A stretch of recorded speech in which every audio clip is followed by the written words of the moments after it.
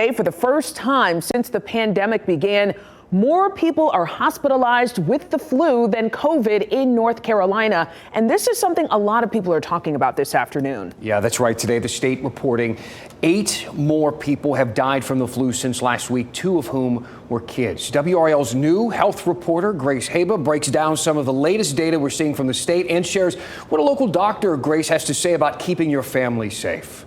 Yeah, the children who died in the last week were both between the ages of 5 and 17. And that now brings the total deaths from the flu so far this year alone to 30. And we're seeing more flu cases and more people taking trips to the ER right now because of the flu than we have all year. But despite that increase, vaccination rates are still low. 722 patients across the state are now hospitalized with the flu. That's an 84% increase compared to last week. COVID cases are also up 24% week over, with 710 patients now hospitalized, and that's the most COVID hospitalizations since mid-February. Now, while flu and COVID cases continue to rise, RSV cases decreased by 14%, now accounting for less than 2% of all ER visits. One infectious disease specialist with Duke Health says most flu cases are influenza A, which is the more aggressive type. And he says December is a common time for the flu to spread. But given the recent rise in cases and with New Year celebrations still ahead,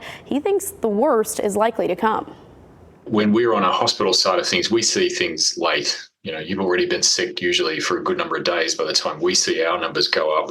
But when we look at our urgent care rates, when we look at our upfront pediatric cases, they're the people who've been sick for a day or two and feeling really lousy and want to go and find out what it is. Those rates are still up and going up. And so I think what that means is that we've still got to get over that peak. The increase in cases is leading to some changes within our area hospitals. Cape Fear Valley Health is now requiring all visitors and patients to wear masks in the ER. Visitors will also only be allowed in the ER if a patient is over 65 or cognitively impaired. All other patients will only be allowed to have one visitor once they're assigned a room. And for pediatric patients, one person is allowed with those children in the ER, and 2 are allowed once that child is assigned a room. Next week, all visitors to any Duke Health and Wake Med facilities and specific patient care areas at UNC Health must be at least 12 years old with no cold or flu symptoms. All those changes go into effect January 2nd for UNC Health and Wake Med, and on January 3rd for Duke Health. We have a full breakdown of this info on our website. It's just that time of year. Grace Haba reporting in the studio. Before you go, we do want to say welcome a new face here at WRAL.